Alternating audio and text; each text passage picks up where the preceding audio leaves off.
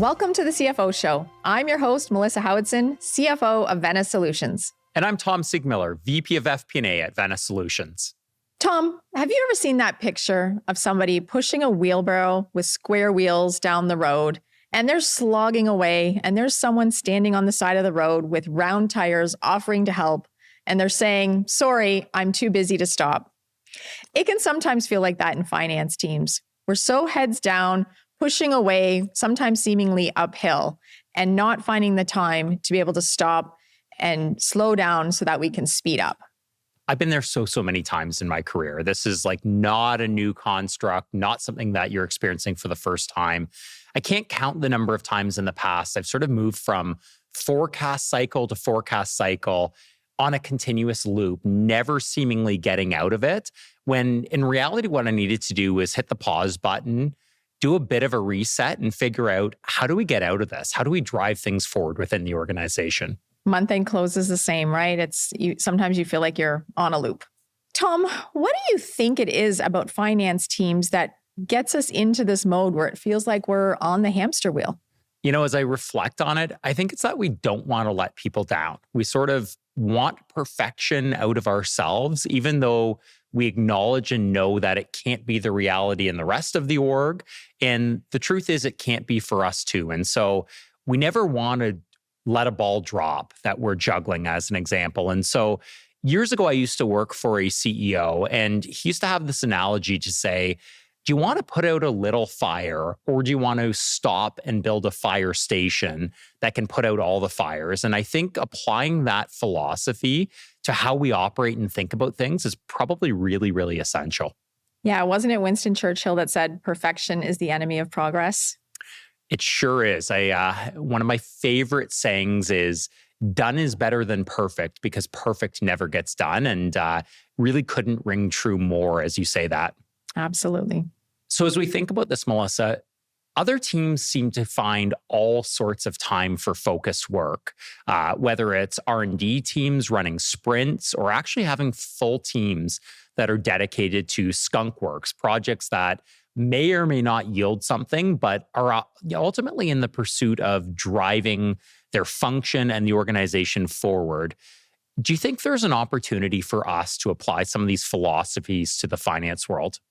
You know, I think about this a lot. I used to work in automotive, and now I'm in technology. And whether it was focus on Kanban, Kaizen, continuous delivery, or it's agile and applying those methods, so many similarities and parallels to that. And I absolutely do think there's room for this kind of thinking in finance. I think about there's a never-ending pile of projects that will come on the list, and being able to just put them in your backlog, and even having a visual reminder of, these are the things I'm working on right now. These are my priorities, and this is what's up next. And everything else has to go into the backlog just to help yourself stay focused. And, you know, another principle from that is focusing on finishing. And I really believe in that. I think you lose so much productivity when you have a whole bunch of balls up in the air simultaneously, and yet you're not ever finishing any of your projects that you're trying to get to. So I do think lots of great principles. Now, what's unique about that is you have to apply it a little bit differently than you do, say, in the R&D org. You can create sprints, 2-week cycle that's very predictable, looks the same over and over.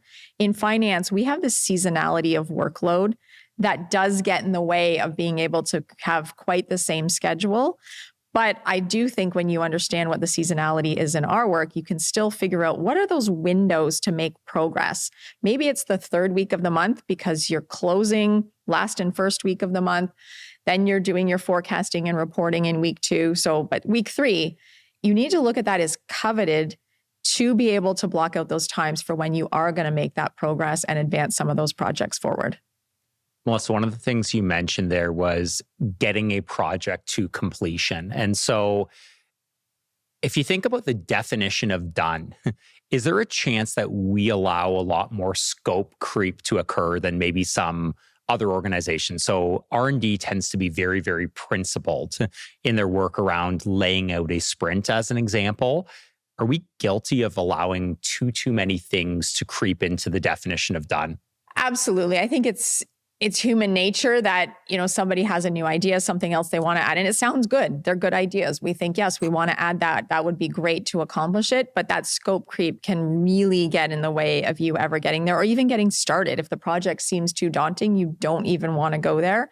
So what I like to do when things are bigger is chunk them into smaller phases that you can get to the sense of done in a quicker fashion, and I think even setting a timeline on that, is it 1 to 2 months, certainly within the quarter, to be able to say, this is what I'm going to try and accomplish. This is what it's going to look like. And you can always create add-ons, multiple phases down the road that set you as new projects and new ways of advancing. But when you think about that continuous improvement, not mindset, it's not about finding the big revolutionary ideas. It is about the small wins and celebrating those quick wins. What are the small things? Get focused, get in, come up with it, get out and move on. And I do think that continuous improvement mindset is really key. Really key, not just to achieving success, but also making your team feel like they're winning.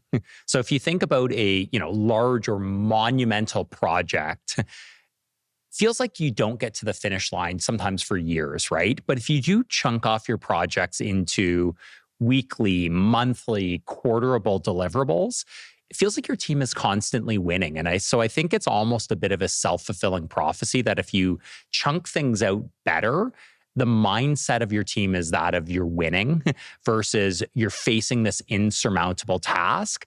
And I think as they win, it just builds on that velocity as you move forward. Totally agree. You think about everybody wants to win. Yeah. Inherently. And that momentum that comes from winning, it really does continue to fuel itself. So Tom, what do you think are the biggest roadblocks in terms of teams being able to start implementing these types of methodologies or even finding that ability to focus on driving things forward? I think it's all driven by the fact that we want to be people pleasers, Melissa. We want to partner within the organization. We want to do right by people all the time. And so I think maniacal prioritization is the thing that we need to do. We need to learn how to say yes and to the organization. So don't say no to something. Say yes, and this is where it comes in the prioritization stack. It's like essentially incumbent on us as leaders to carve out that time for our team to work on things, drive projects forward, and counting on them to be bad cop, if you will, sets them up to feel awkward and like they're not succeeding in their role. If we build out that construct for them, I think it's really easy for teams to ultimately get there. Yeah, I think great advice. And I think along with that, if something comes and somebody is pushing for it needs to be the priority, because sometimes that's what happens, making it clear what the trade-off then needs to be. This needs to come off. Is this the thing we want to prioritize over that thing? Because sometimes people just don't. You'll keep asking and asking. As long as you're getting a yes, you'll keep putting more and more on that pile.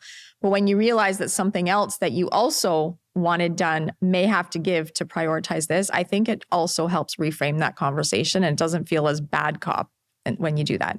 And so when we think about the construct and the build of our teams, how much time do you think is the right mix that the team should be dedicating to, let's call it like day-to-day tasks or maintenance and operating the business versus driving the business forward? Yeah, I think about that a lot. And I really do, for me, something I've found that is helpful at least is having a guideline of, let's try to think about how do we staff our capacity so that people are busy no more than 80% of the time, ideally even 70.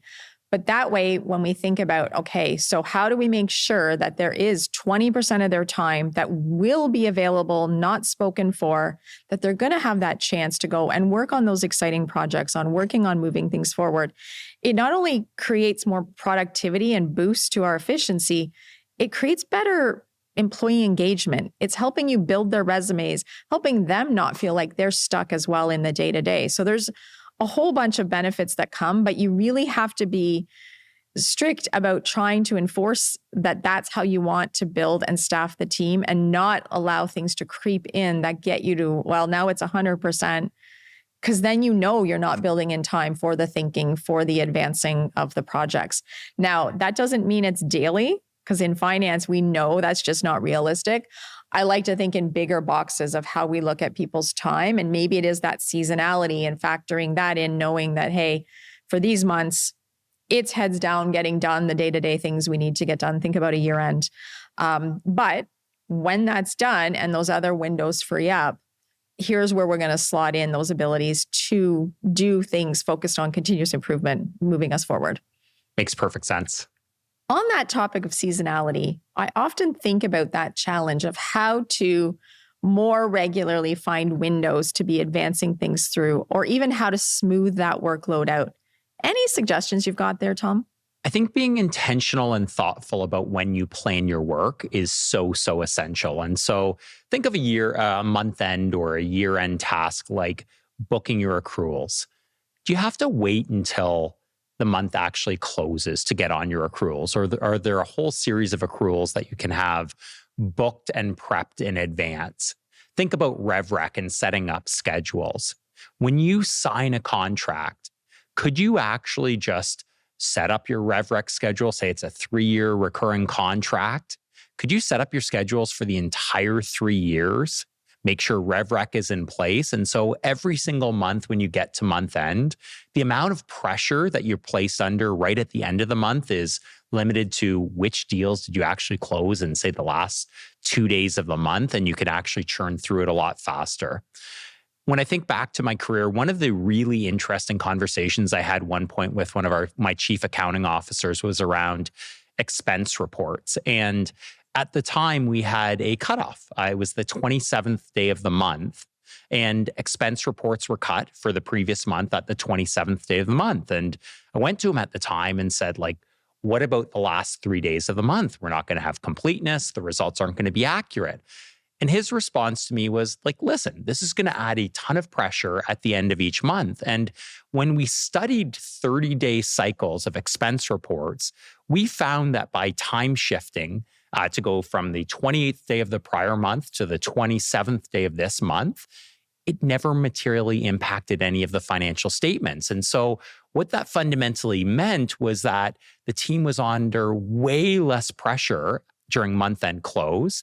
And one of your critical tasks was actually completed at T-3. And so I think there's all sorts of different things that we can consider within the organization. Think about year end as an example and getting ready for your audit.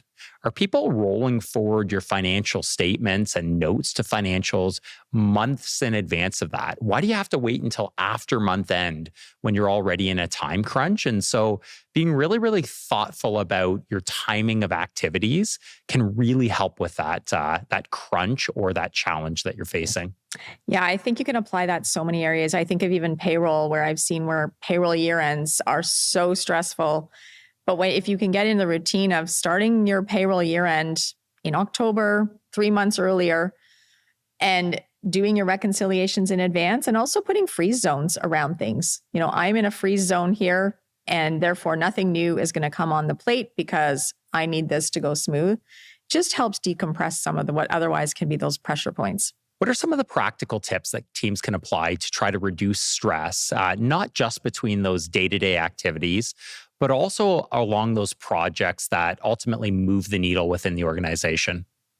I think a couple of things. I think one is how you've planned your work. I think when these things feel like there's something you're going to do off the side of your desk on the weekends, after hours, that creates stress, right? All of a sudden, this thing that could really move you forward feels like it's just too much, and it actually can even anger you. It makes you feel not energized about doing that project. And so I think that's one of the things. Also, project planning. I think it's an underrated skill set for finance teams and beyond, even within operations and broader within the organization. I think sometimes you think that that's a skill set that sits over here in other parts of the organization. But I think for all of us, if we all honed a little better project management skill set in terms of laying out better our expectations, what are those critical milestones, those deadlines that if you miss this, there will be a blast radius of impact, and having that be known. I think sometimes we let the work happen to us instead of planning the work so that we're in control of it and not letting others know what some of the critical expectations are. And so they're letting us down, but they don't even know it because they didn't realize that being a day late with that thing or not hitting what were the critical deadlines actually created a lot of chaos into the work. So I'm a big fan of that. Even more sounds silly, tactical, vacation. I have seen vacation become a major stress point for teams, both the person trying to take the vacation and the team that's trying to cover for the vacation, and sometimes leads to some frustration. And yet, when you plan it in advance, I think it gives somebody something to look forward to. They know it's coming. You plan around it. The team knows what's expected of them, so they plan their workload around it. Their time while you're taking your time off runs a little more smoothly. You come back, you don't have your whole week or two of work waiting for you, and everything goes better. And yet, sometimes in the rush of it, we think, well, I can't take time. I don't know. I'll wait until that window presents. Well, it's not going to magically present. And then when it does, just dropping out of the picture and not realizing the impact that has on others, because it is a team at the end of the day, and chances are you've got a lot of stakeholders, it creates more stress than you might realize. And so to me, I'm pretty passionate about thinking of those things in advance and making sure you haven't created any gaps. You still need backup, you need coverage. And, I'm big on backup enabled. If you know you're going to be taking time off and you're going to miss a whole payroll cycle, let's say you're the payroll person, what are we going to do to get it so that you are fully backup enabled so that you actually can be taking that time off? So that's a little tactical one, but I think it's a really important one. I'm hearing a common theme between those two answers, whether it's the project planning or project management rather, or the vacation planning, and that's communication, right? And so communicating expectations on projects, making sure somebody else actually understands if you don't do X, here's the result on Y. I think people often just don't know. We think they're doing something to, intentionally spite us or because they don't care, when in reality, people are usually just blissfully ignorant as to what the impact of that action has on somebody else. Same thing with vacation. It's being intentional in our communications around, Melissa, I'm planning on taking vacation off at this point. Do you see any downstream impacts? And you saying, oh, Tom, I didn't share with you this happening over here in the business. It's communication. And it's funny because so many of our conversations are centered around communication. And that really came out in those two answers. Tom, it sometimes seems to be processes that weigh down teams in terms of velocity and being able to get ahead. Do you have any suggestions on how teams can maybe work around that? Yeah, it's funny. We talk about teams. I'm going to put this on leadership teams as an example here. So often our teams are buried in tasks day to day that they can't see the forest through the trees. And I think it's really incumbent on leaders, right up to and including C-suite leaders, to show up and understand the processes that are impacting their teams. And so through doing so, I think the impact that I know the impact that you can have on an organization is reshaping processes that are often manual and cumbersome. And through doing so and through actively getting involved and seeking to understand what's happening in your org, we have an extraordinary opportunity to reshape things and create extra bandwidth on our team to not be undertaking those manual and monotonous tasks, and free up our team's time to focus on things like strategic initiatives and ultimately moving the needle within the business. And so I think the recommendation is partner with your teams. Get in there, get your hands dirty, care about the details. I think this is an instance where the devil's actually in the details. And so roll up your sleeves, help your teams, and through doing so, you're likely to yield disproportionate good. Yeah, I think you're right. Leadership does have a responsibility to own this and jump in and understand that. I also think along with that is empowering teams to question it. Yes. Just because we've always done it this way, does it still make sense today? Because sometimes what you find is those processes that are causing frustration are also so completely unnecessary because some parts of what it's accomplishing is not even relevant to the business anymore. And so I think for those who are on the ground and seeing where things are holding them down, these tasks are taking me too long, I'm doing this, they should absolutely feel comfortable asking the question, are you using this report, Tom? How often are you using it? Could I do it less often? Just, apply it. It doesn't have to be, it may not always be a yes, it may not always be a change, but if people aren't thinking and having that in the mindset that it's okay to think differently and question things and be looking for those improvements, big or small, so that communication you talk about up and down and across the organization can really help you move forward in lots of different ways. I really do believe that improvement is a team sport. When we think about the biggest barriers to ultimately simplifying processes or implementing automations, what do you think that is? Well, my experience has been is it's often siloed thinking. Thinking that what you're doing today is actually faster and speeding up because it has that flexibility. I'm just going to do this thing in my world, and not realizing that if you stopped and thought a little bit bigger about the broader picture, you may be able to actually speed things up. And so an example of that is I worked at a company where we had a bunch of really great disparate systems doing lots of great work and creating efficiencies for different groups, but we hadn't connected them. We hadn't thought holistically about something, for instance, like order to cash or procure to pay. Well, that is now thinking of the process more holistically and saying, okay, what's the best way for us to go from getting an order from a customer to turning it into cash? What are the steps, which often touches multiple departments? And how can we build things that are going to allow for automations and reducing manual tasks for the humans that are doing that work right now? And when you take that approach, you have to slow down. But when you start building those building blocks, think about the quote that comes in. If it now goes properly through your system of record of your customer contracts, can then become the details of the invoice that you're setting up in your ERP, and then can automatically generate your invoice.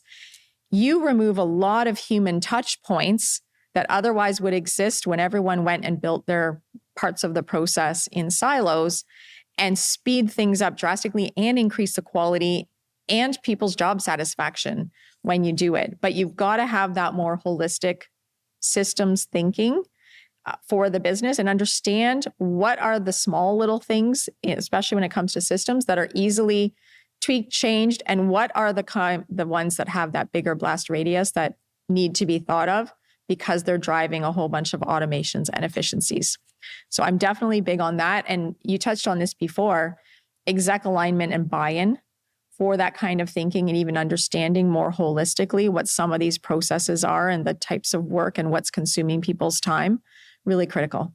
Do you have thoughts about how to balance the time that we spend on more near-term challenges versus thinking about some of the long-term issues that we should have top of mind?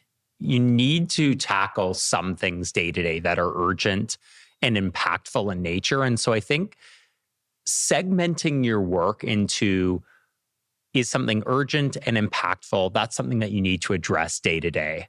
However, for other things, we can take a longer term view of things. I used that analogy earlier in the conversation around, do you put out a little fire or build a fire station? And so when we tackle projects here at Vena, we spend a disproportionate amount of time doing business requirement gathering, surveying our surroundings, making sure we have all of our stakeholders aligned and architecture in place, and something that sets us up for size and scale, not for a week from now, not for a month from now, not for the needs of today, but how do we set ourselves up for success over the course of the next 5 years? It does take a little bit longer than just slapping that Band-Aid fix onto a problem. But what it means is you've almost permanently extinguished a challenge within your organization. I think of a 5-year time frame as basically forever within an organization based on the pace of change. And so if we can do that and get ourselves ready for the next 5 years, we're going to drive so much good out of the organization that it does make sense to pump the brakes just a little bit to be able to hit the gas harder out of a curve. Great advice. So in closing, Tom, what do you think is the one thing we'd want listeners to take away from today? My advice is take it one step at a time. Don't treat something as one large or monumental problem. Break it up into smaller building blocks that you can tackle, get some velocity, get some buy-in, and show progress on a regular basis. What about you, Melissa? What's your one piece of advice? I go back to that wheelbarrow with the square tires. I think of that picture and I think, is that the business that I want to run? I think forcing yourself to look for those square tire moments and prioritizing, making sure there's time to make those changes. What a great discussion. Thank you so much, Tom, for joining me today to have this conversation.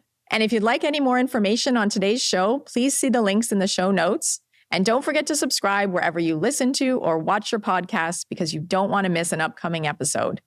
For the CFO Show, I'm Melissa Howatson. Until next time.